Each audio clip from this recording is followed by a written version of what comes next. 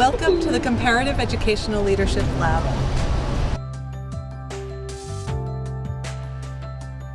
What we tried to do was get together and say, from each of our country contexts, what is some practice that's unique or interesting or important? Or what is some issue or topic that's unique to that place or that you want to explore from that location? And then, once we have the case studies developed, we can start looking for overarching themes, connecting the case studies with each other, and also applying theory to them to try to understand them a bit better. We have some of those ideas about what educational leadership theory is and what comparative education might be, but we're not explicitly naming particular theories and then going out and trying to develop case studies based on those theories. That's not what we're doing.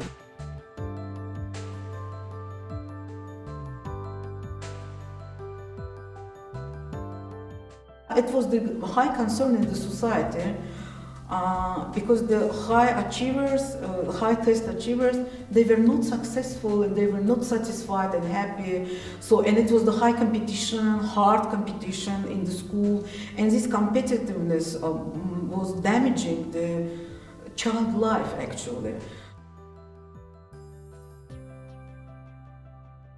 I think being a principal is often you are like lonely.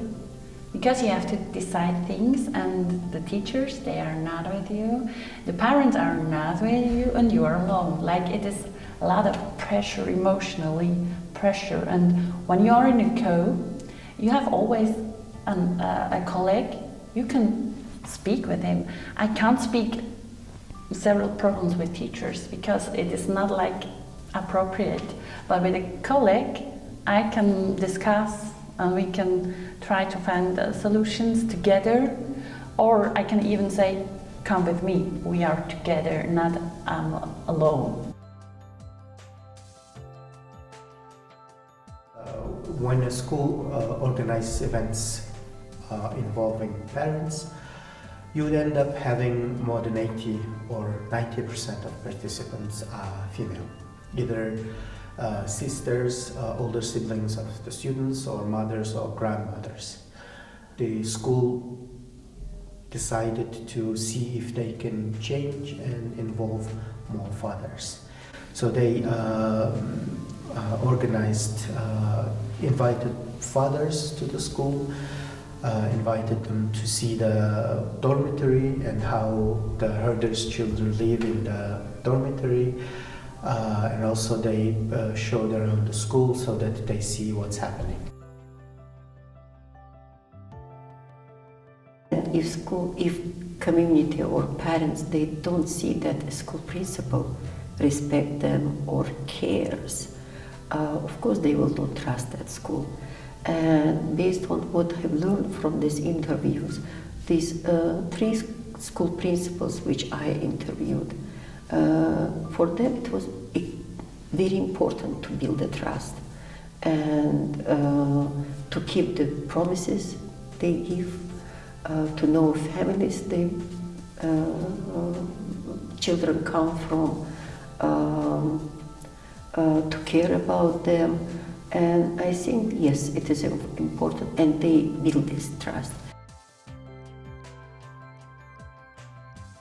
Culturally speaking, because the project is so intercultural and transcultural, that was really, for me, that was really amazing to find out how school leadership or schools, let's say schools run in different countries, and that was something that I learned a lot from when we went to Azerbaijan, because it's so totally different, and so that was really enriching and valuable experience that I had. My picture of Azerbaijan is, I never heard something about this country before. So we went there and we were on this conference and we worked together with these people, and I saw a lot of common themes in this educational leadership thing, and also like topics absolutely different.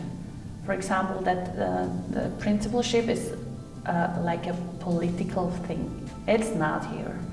And the principalship is very hierarchical.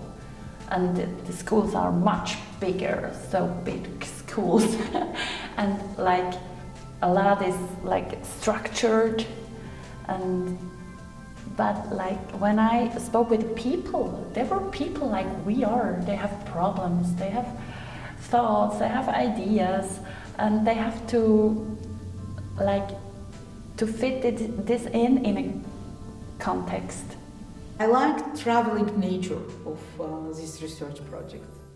Yes, I think that comparative education, comparative studies in education, it's really about the traveling, because you can't make any comparative analysis if you don't smell, don't touch, don't think together. And this is the collective efforts of thinking together also are amazing in this project. Yes, these efforts are amazing and